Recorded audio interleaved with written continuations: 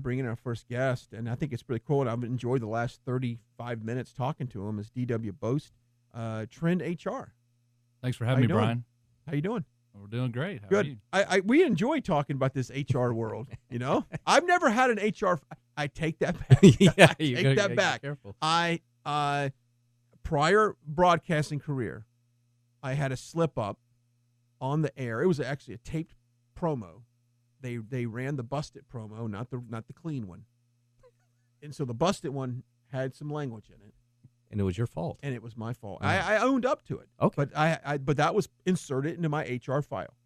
Other than that, I think all my HR file throughout my entire career has been pretty clean. Pretty clean. Pretty clean. That's better to hear, Brian. Is it better than your permanent record from school? You know, isn't that funny about it's your permanent record? It's going to go on your permanent record. You're not going to get that job. Let's talk about TrendHR. You know, you're in a business of kind of taking care of the HR so they can take care of their own business.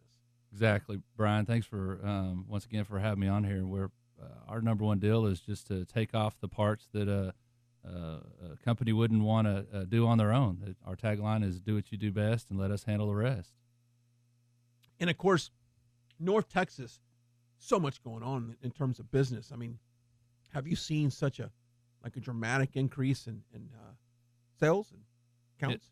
Definitely, all kinds of opportunities from diversity, from people coming from all over the world, coming to Dallas and Fort Worth area through the different huge companies like the State Farms and everyone else. There's all the legs and opportunities for smaller and medium-sized businesses that either are starting up or coming from other parts of the country to support them. So all kinds of different industries, from service to logistics and manufacturing. It's just a hotbed of opportunity. And Chris, you and I talk about all the time about you go into his company, Soquanta, would go into a company and try to see, okay, how can we maximize what we have here, and how can we trim some fat? Yeah. How can we consolidate?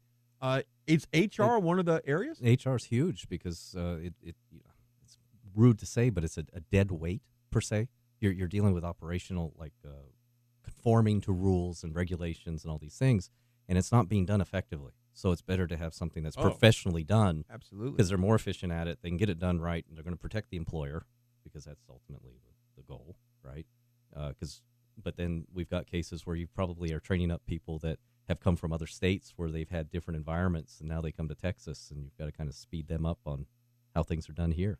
Correct. That's a good point, Chris. A lot of times we've even had sales reps that work for us that they're not really understanding what human resources is. It's such a big term that most people really don't even understand what that is because it's so overreaching and hard to understand. Most people think that human resource is just paying somebody and have them fill out some paperwork, but there's a lot more to it than that. There's anything that has to do with the employee, with the hiring, firing, the procedures they come in, the getting them benefits, finding out what makes them tick as an employee, because you know it's all about production, correct? Yeah, and you brought up a great point about keeping employees, and we talked about this before the show of offering different retirement options to try to keep these employees, because more and more people are popping around companies. I mean, we were talking, your parents might have worked for someone for 30 years. Yeah. I think I changed jobs 10 times in 3 years. Yeah. In my mid-20s probably. I got fired by them all. That's why. I'm kidding. But we've got to come up with ways to keep employees. Exactly. With the unemployment below 4%, you've got to really be creative as an employer today, because otherwise your employees have 10 or 20 other opportunities that they're getting through email or LinkedIn or something every day. Yeah. And I want to get into all aspects. Like, what's the toughest part about your job? Is it finding good people? Is it hanging on to them? Is it managing the people? Is it dealing with crisis and dealing with the Brian Glenns of the world who you might say something to get yourself into trouble? But it's going to be interesting to find out exactly what you guys do and what some of the challenges that you have as an HR company. Sure. Well, I mean, every company's different and they have different aspirations. Some people are just looking to save money by putting together the different types of insurances and payroll and other types of requirements, government compliance that employers have to comply with today.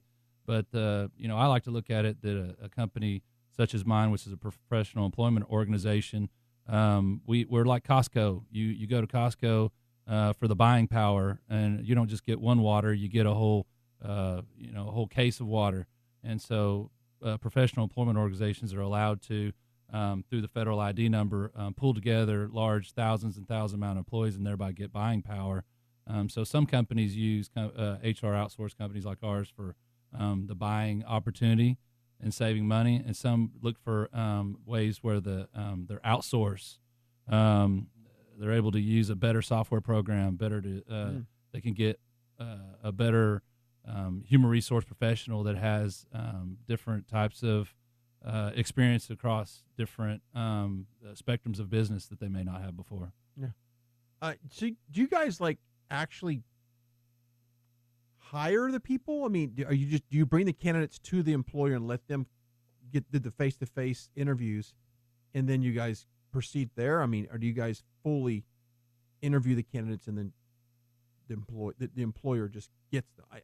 Tell me how that works. The client would hire us as a company, but the employees are called through the IRS co-employees. So they still the client will do the hiring and firing, but we take over all the anything that has to do with the W-2s, the actual payroll, any of the ACH. The governmental employees would look at it as actually that would be a TrendHR employee for purposes of insurance and things like that, not the client company.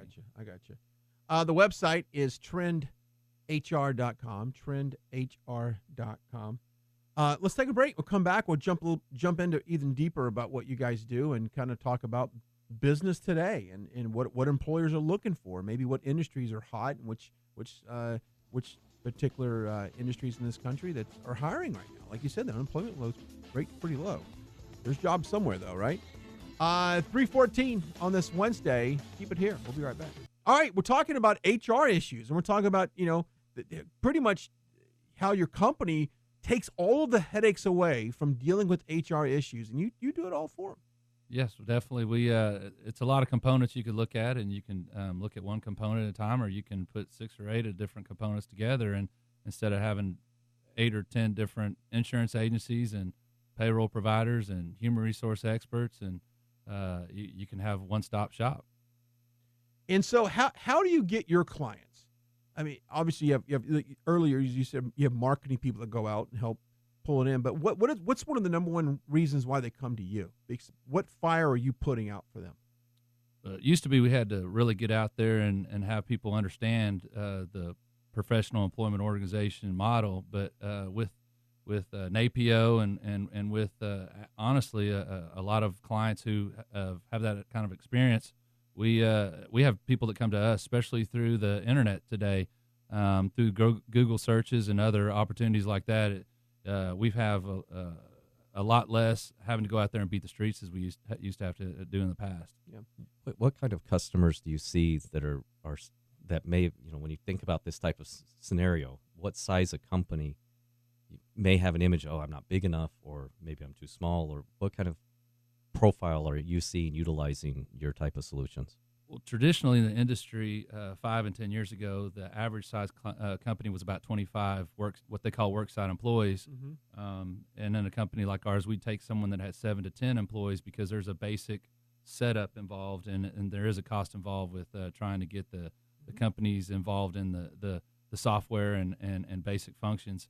But the industry's really grown, as well as human resource as a whole, over the last 5 years, and we see clients as many as 250 to 500 employees on a regular occasion that are across multi-state, that they can outsource those functions with one vendor instead of having several in-house human resource professionals, as well as several insurance vendors and other kinds of risk management involved. I mean, I've seen clients that would do this stuff in-house, and you just talk about something as simple as benefits. And, the end of the year comes along, and now that you've got people, management or executives or ownership wrapped up for weeks just trying to evaluate, as you mentioned, all these different options and all this different stuff. And you're kind of sitting there going, dude, mm-hmm. Yeah, it's important, but there's got to be another way to deal with this because it's taking up way too much time. Sure. Every kind of little DW deals with it. Yeah, give it to him, and I don't have to worry about it. Exactly. That'd be like me trying to do radio. You're doing it. But yeah, it's a good point. What you could either spend 2 weeks just looking through and digging through resumes, or you can hire a company that does that, and that's what they do day in, day out. Yeah. And they can give you 20 qualified candidates if they're doing their job, and you outsource that. You can spend months trying to put together a new benefit package, going through all these different sources, and then taking it to your upper management and owners with a 20% increase, and they don't really appreciate your 2 months of work. Or you can go and outsource it, and they usually find a better opportunity than you could find on your own. So particularly, you mentioned before, you're able to consolidate that buying power. Right. So all these things that may be, for as a small guy, is not readily accessible now becomes accessible for the employee. Exactly. If it's not always the case, if you have a group of people that are unhealthy, eventually, obviously, your health insurance premiums will go up. Mm-hmm. But as a whole, if you have a company that has 10 or 20 employees, when you go to a PEO or someone that does something similar to that, and they're able to congregate thousands of employees, you should see a 10 or 15% decrease. Just like if you were to either get your own software, you could spend hundreds of thousands of dollars getting the latest and greatest human resource software, or you can go and go to a company that does that, and they charge you $2 or $3 a month per employee. This totally seems like a no-brainer to me. I think, yeah, it is a no-brainer. It really is. It's just a matter of understanding their own business to such a point to saying, hey, you need to know where you're going to step out, and I think your tagline kind of fits that, which is you need to be just focused on what you're really good at, and just we'll take care of everything else. And it's one of the fastest-growing segments in America today is, and Wall Street shows it regularly, there's some huge companies like ADP and Administaff and those type of companies that's now called Oasis, that they do that already today, and they're publicly traded companies, and they're growing like crazy. Do you guys work, you have all these issues that come out in society about workplace etiquette and things like that. You guys stay on top of all that, make sure that people are trained on, I guess, sensitivity. Is that the right word? Sure. Yeah, we can handle that for a company. A lot of smaller companies, that's not usually they're trying to keep their doors open and be successful, Right. and they're just trying to make it year to year. But the larger companies, sure. And if they requested it, we have all kinds of materials that are that you can get through the websites on anyone, whether it's me or my competitors, and we do constant monthly type trainings for or any of those kind of up and coming hot issues in the human resource industry. A lot going on in that world. That, you always read about sensitivity training with Starbucks. The CEO had to go to Philly, and now every employee has to go through 8-hour sensitivity training because some numbnut said the wrong thing in a store, but yet everyone else gets to be blamed for that. That's just the world we're in today. Is you could just have social media, one thing go wrong, and your stock price drop 20%.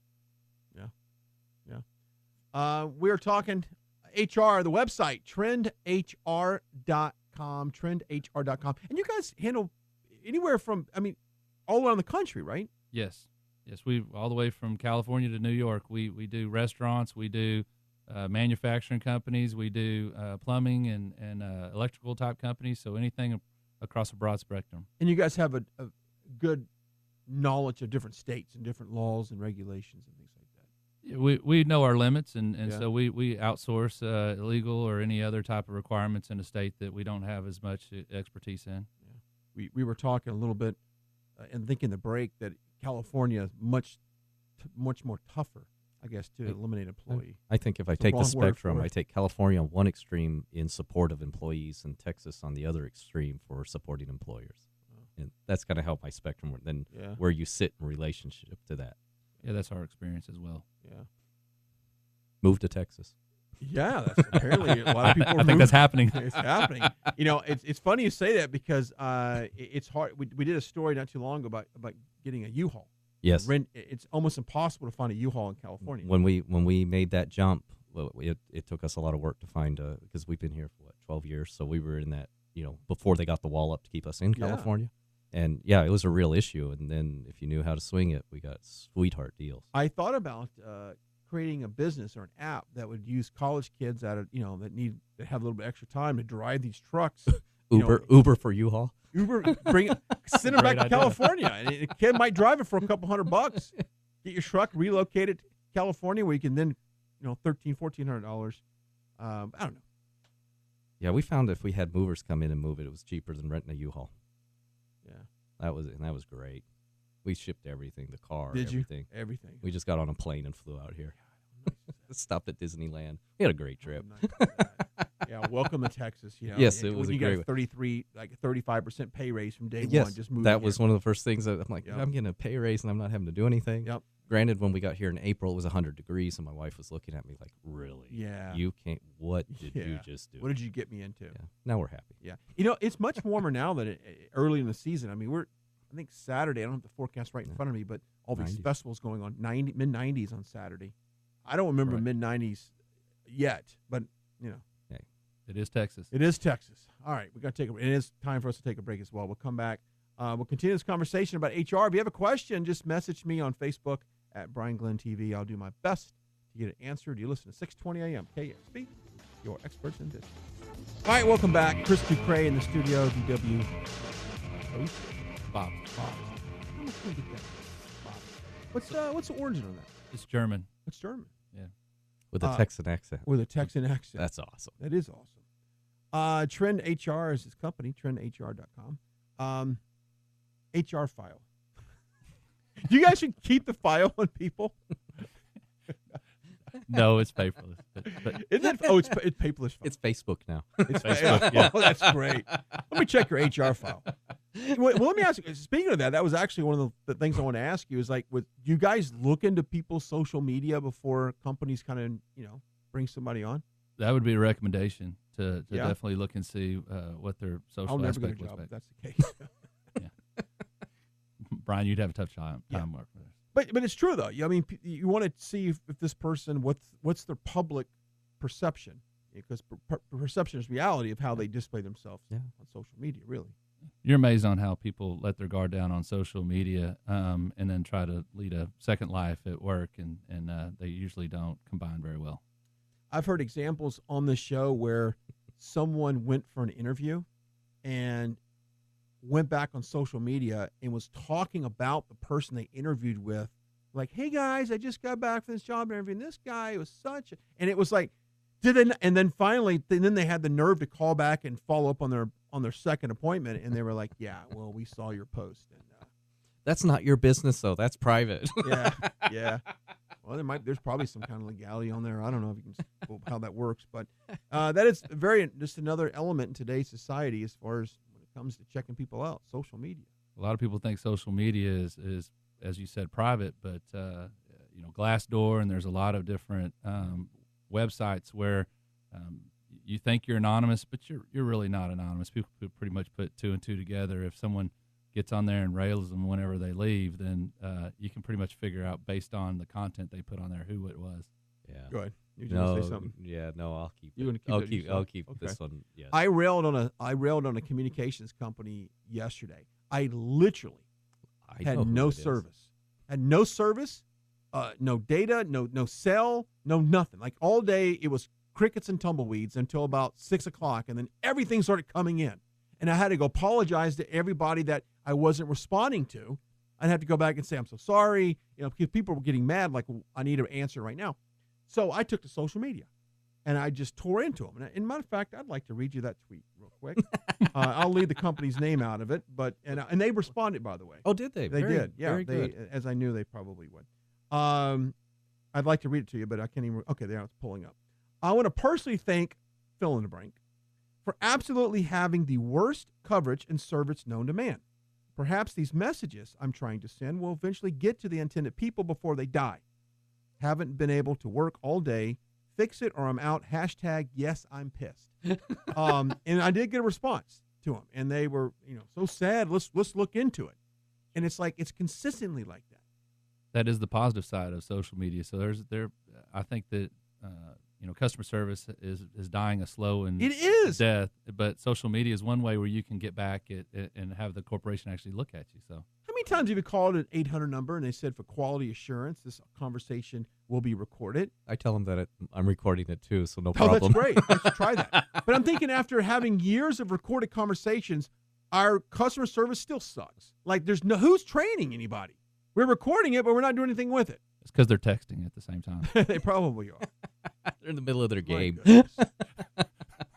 Interrupting it. Yeah. Customer service is horrible, though. It is. I had a warranty company coming out to my house. I had to cancel it, and they went ahead and scheduled it for the next day without calling me. And I mean, Well, I had not just customer service, but just general business etiquette is a problem. So I got for my wife for Mother's Day was to get her windows tinted on the car. oh, nice. And so made an appointment for him to come to the house to tint it yesterday. Yeah, nobody showed up. No one showed up. Nothing. No call, no nothing. show. Nothing. Absolutely nothing. And you're going, okay, well, game on. It Wonder. gives a real opportunity to the businesses who do go above and beyond. That's right. I- But you don't have to do too much to go above and beyond. It seemed like. Exactly. Oh, you called me back. Thank you so much. Answer the phone call. Yeah. And it's amazing when you do call somebody, you actually have a good experience. Like, thank you. And I was at a restaurant today up in Plano that I'm not sure if I'm allowed to name. Absolutely wonderful. Oh yes, everyone will help you and whatever you need, and blah blah blah. You're like, hey, this is how you're supposed to do things. Whether it's an acceptable outcome for me or not is irrelevant. Is that there's somebody that is willing to get in front of it. And I think like the gentleman that just called, being in the face with the customer. Mm-hmm. Most people are trying to hide behind all the technology, not to meet with. What did we talk about earlier when you came in here? I gave an example, and I'm not going to say any names because I'm actually talking to the person right now. This younger generation won't pick up the phone and call. They like the digital. Yeah. And they'll go back and forth. Yeah. To the point of nauseum. And they'll email back and forth. But I'm like, I just need 2 minutes on the phone. I can tell you everything I need to tell you.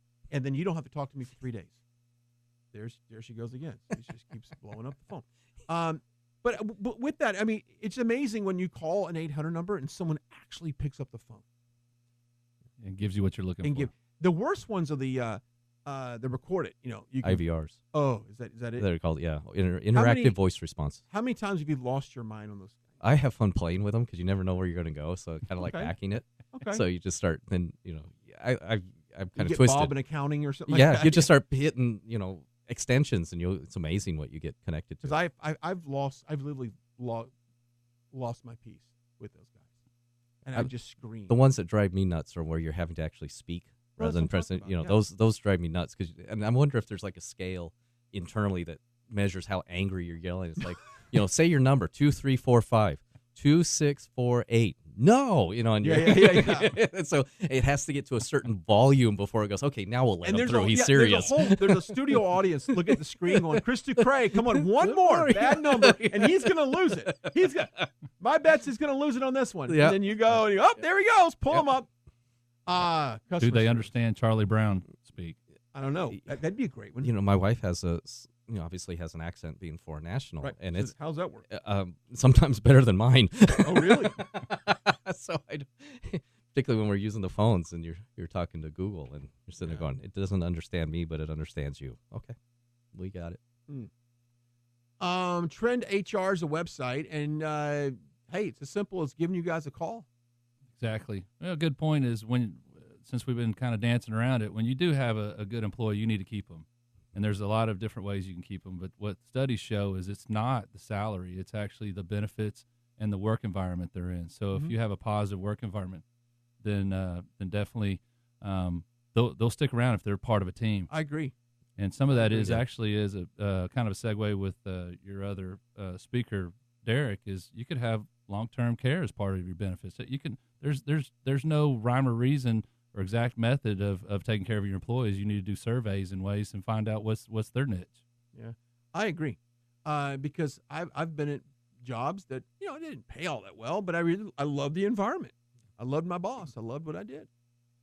Kind of like it is here. They don't pay a lot, but I just love it. I'm kidding. I enjoy it. You taking applications? Yeah, I am. We're doing interviews right now. we do them live. No, but you're absolutely right. And so you're able to customize a plan to keep these employees. It's competitive as it is. I'm Silicon Valley. I would imagine there's There were a lot of perks, but once you look at those perks, though, it was just how to keep you in the office all hours. Oh, of the that's day. what it is. Yeah, it was awful. Like Look back, coffee shop, Oh, dry cleaners, gyms. daycare, yeah, everything. yeah, But cafeteria, It's so you never went home. gym. And it's okay when you're single or just you and your wife, but Well, you have yeah. a family. It's a bugger. But if you do have an hour and a half, 2 hour commute, I'd rather just give me a cot, give me 2 hots and a cot, and I may sleep there. Yeah, you're going to be sleeping there a lot. Yeah. All right, go to the website trendhr.com, trendhr.com, and we certainly appreciate your time today. Thank you. Come We back have on. an HR conference in May 31st in Rockwell, Texas. Oh, So there you anyone go. that wants to come out, come on. Come on, May 31st. We'll put that link up on our website. So Great. Check it out. Thank you. All right, stick around. Plenty more ahead coming up in the 4 o'clock hour.